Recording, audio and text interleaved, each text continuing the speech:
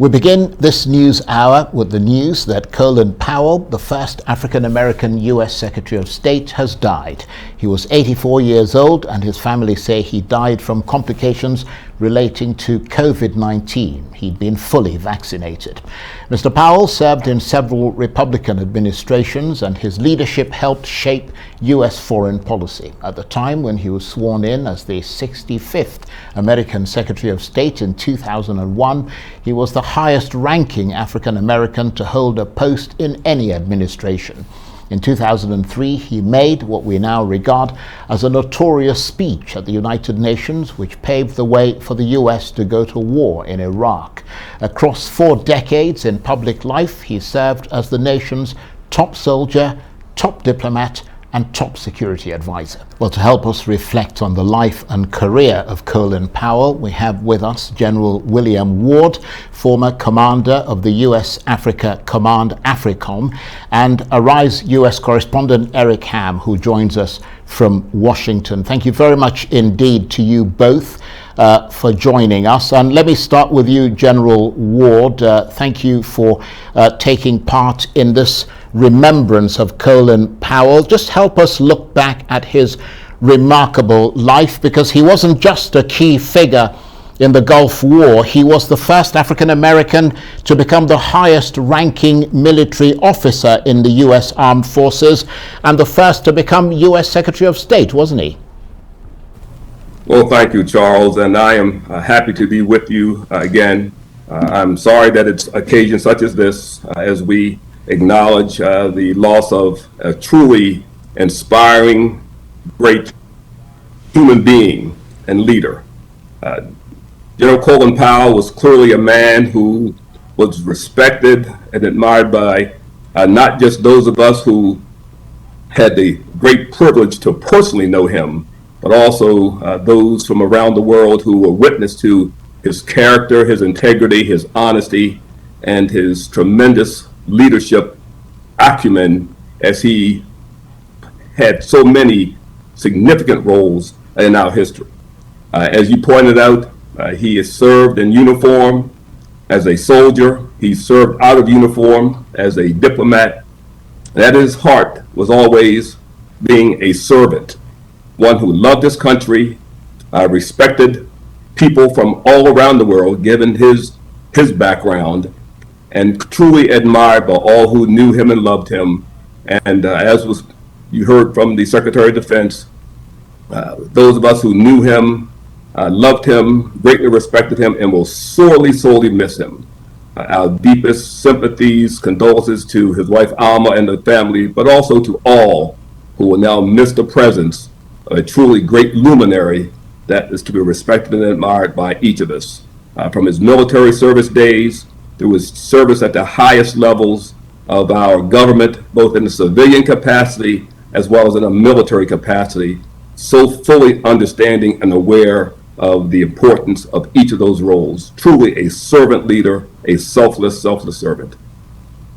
General Ward, thank you very much indeed for setting that out for us, and do stay with us because we'll want to talk with you some more. But let me go straight away to Arise U.S. correspondent Eric Ham, who is in Washington, has been following the developments around the passing of Colin Powell. Tell us more about how he died, Eric. Complications from COVID, apparently, even though he was fully vaccinated.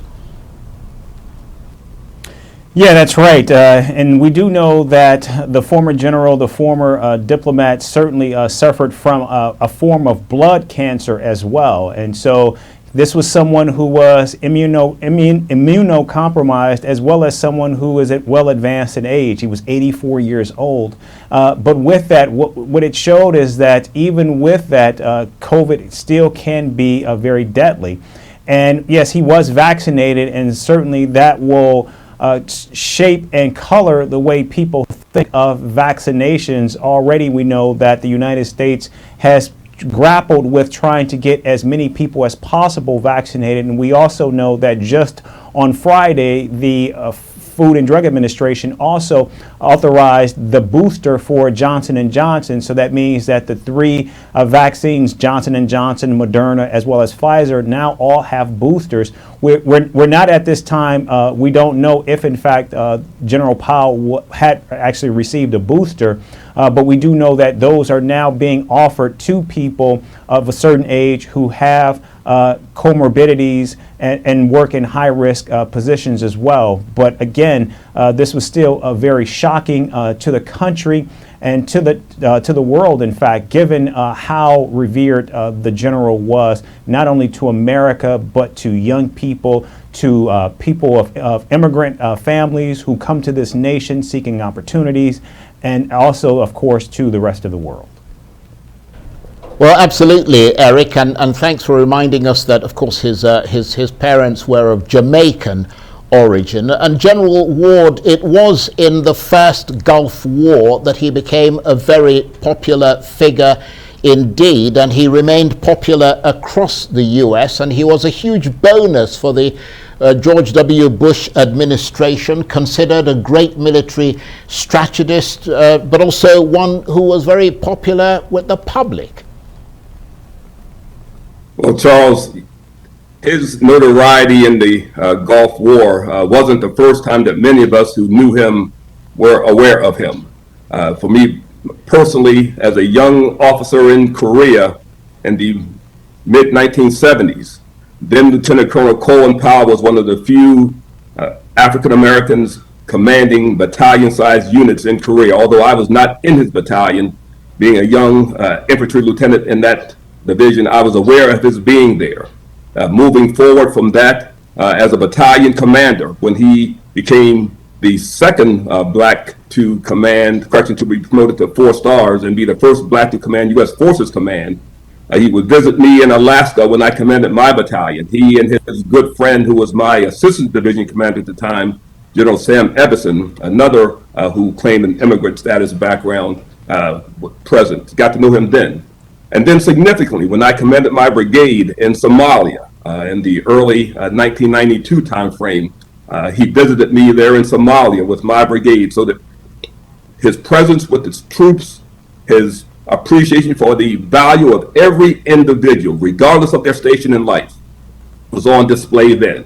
And as I was continued to serve and promoted to general officer and became our nation's first black combatant commander when I was commander of U.S. Africa Command, General Powell was one of the first to acknowledge and congratulate me on having achieving that first.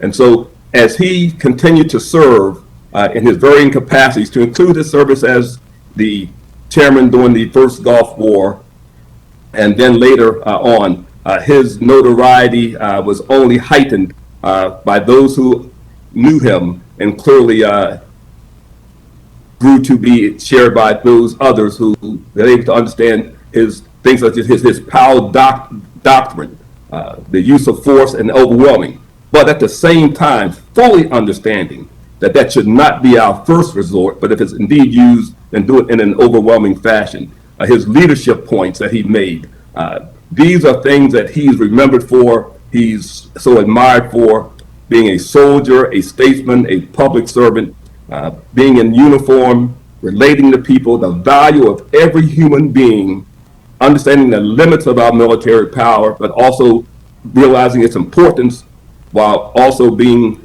such an advocate for other forms of how we attempt to assure our national security and also our global security around the world. Colin Powell is a man that will not be replaced. He will be remembered, and his receipt of 2 presidential citations, his 2 medals of freedom, I think certainly testified that. One thing that I will also say, if you would permit me, the fact that he died as a result of complications from COVID, as opposed to a strain of thought that says, well, he was vaccinated and it still happened, should be assigned to double down on all of us being vaccinated, so that those who are our most vulnerable are protected. We do him justice by living as he would live, doing his best for others. And that COVID vaccination, as we take that to clearly help improve our own chances, but also as a sign of doing what we do to protect our fellow human beings. Thank you. That's a very important point you make there, General. I'm glad you did, but also just absolutely delighted to have you on the program and hearing you, who yourself has achieved so much, talking about Colin Powell. I mean, both of you are great credit to the African American populace and indeed all people of African descent around the world. And Eric Ham, Arise US correspondent in Washington, it was, though, his pushing of that faulty intelligence to the United Nations in 2003, talking about weapons of mass destruction, that helped initiate that second war in Iraq, that really shaped what we think now of Colin Powell. And he himself acknowledged that that was the biggest blot on his record. Yeah, that's right. In fact, I had an opportunity to interview General Powell in 2007 for a project that I was working on that focused on his efforts as part of the U.S.-led delegation in Haiti. He was part of a delegation that included former U.S. Senator Nunn as well as former President Jimmy Carter to try to stave off an invasion in Haiti.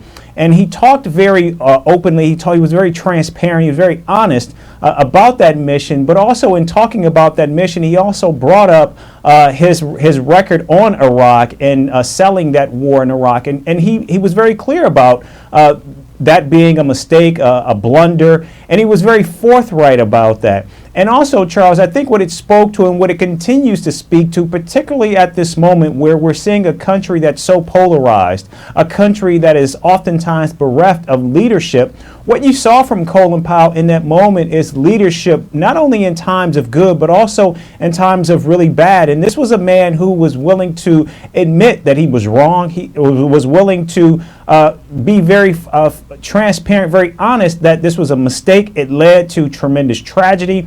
It certainly shaped America. It shaped America on the world stage. And he understood that and he got that. And again, I think it was a testament, again, to a man recognizing his failures, recognizing that he's infallible, but also recognizing that I got this wrong and I need to own up to it. And in that moment, again, he was exuding and showcasing the leadership, but also more importantly, that authority that we all have come to know and recognize in General Powell. And that's why he's so revered, not just in the United States, but around the world. Absolutely, Eric. I couldn't have said it better myself. And in fact, he was talked about at one point, wasn't he, General Ward, as a presidential candidate, talked about very seriously indeed. So beyond the inflection point of the invasion of Iraq, which is the context many people will unfortunately see him in, I mean, he was pioneering on many different levels, but certainly for the way that Black Americans see themselves. Well, you know, Charles, the thing about his consideration for President of the United States that is so admirable is the fact that he understood what that would require. He understood his limits, and as was pointed out by Eric, the fact that his integrity and character was of such a high standard. The mistakes that were made, acknowledging them, but also acknowledging that what it would take for him to be president of the United States was something that he didn't see at that time. And his notoriety, his appeal, and not just Americans of African descent or other minorities, but also to human beings globally, regardless of their ethnicity, is that of someone to be admired, and his ability to put that on display, not because of any theater or stage, because of who he was as a man, as a human being, was so genuine. And I think that those are the qualities that were seen by those of us of color, but also everyone. And so his popularity, the fact that he was asked to be a candidate for president, to consider that, but he had enough awareness of himself, of who he was. He never forgot who he was, his roots as the son of immigrant parents, and what it meant to rise in this country, that is the example that he will be remembered by. And in fact, that part of the story, that narrative only reinforces the strength of his character as opposed to not. General Ward, I want to thank you exceedingly for joining us today and for your reflections on the remarkable life of Colin Powell. And General William Ward was the former commander of the US Africa Command, AFRICOM. Eric, stay with us, because away from the death of Colin Powell, I also want to get your reaction to this next story. China has denied reports that it tested a nuclear-capable hypersonic missile earlier this year, insisting instead that it was a routine spacecraft check. The initial report in Britain's Financial Times newspaper prompted concern in Washington, where US intelligence was reportedly caught by surprise. Hypersonic missiles are much faster and more agile than normal ones, meaning they are more difficult to intercept. It comes as concern grows around China's nuclear capabilities. A foreign ministry spokesman in Beijing denied the report, saying a routine test had been carried out in July to verify different types of reusable spacecraft technology. And Eric is still with us. Thanks for staying with us, Eric. So if this report checks out, as it presumably has, and the Chinese do have these capabilities, I mean, what's the sense in Washington about the impact this might have on the balance of power? I mean, we're only looking, at a test so far, aren't we? Yeah, that's right. And we're told that they were able to fly this missile around the globe, and but China has continued to deny it. But if it's true, it also speaks to China's bellicose machinations, particularly how it has behaved recently and with Taiwan, flirting with the airspace and other U.S. allies, and Taiwan themselves has been concerned about that. But also, Charles, we have to go back to North Korea, which we know recently also tested its own hypersonic missile. And this, Charles, is also putting the United States on its back foot. And we're told from reports that the United States was concerned about this. They were caught off guard. But we do know that China has been beefing up its military operations for about a decade now. We do know that they already have nuclear capabilities on the South China Seas. And now what we're seeing is China continuing to try to advance its nuclear capabilities and prowess amid the air now. And so this is something where China is now beginning to showcase that it has the military might and strength to also match its economic strength as well. And Eric, is there a red line that the Americans have in mind that they don't want the Chinese to cross? I mean, what would be a threat to Washington beyond these noises about China catching up and a new arms race and so on? Well, China is seen as a member of the world stage. It is a member of the United Nations. It's not seen as a rogue nation. And so while it certainly is playing catch up and still has a very, very long way to be able to match the United States or even some other Western allies in terms of its military capabilities, right now we do not see a red line, or at least one that President Biden has laid out. But what we do know is President Biden has begun to corral the U.S. allies, and also has begun to showcase both in terms of its words and deeds that it sees China as not a threat, but as a major competitor, both economically and militarily, in the 21st century.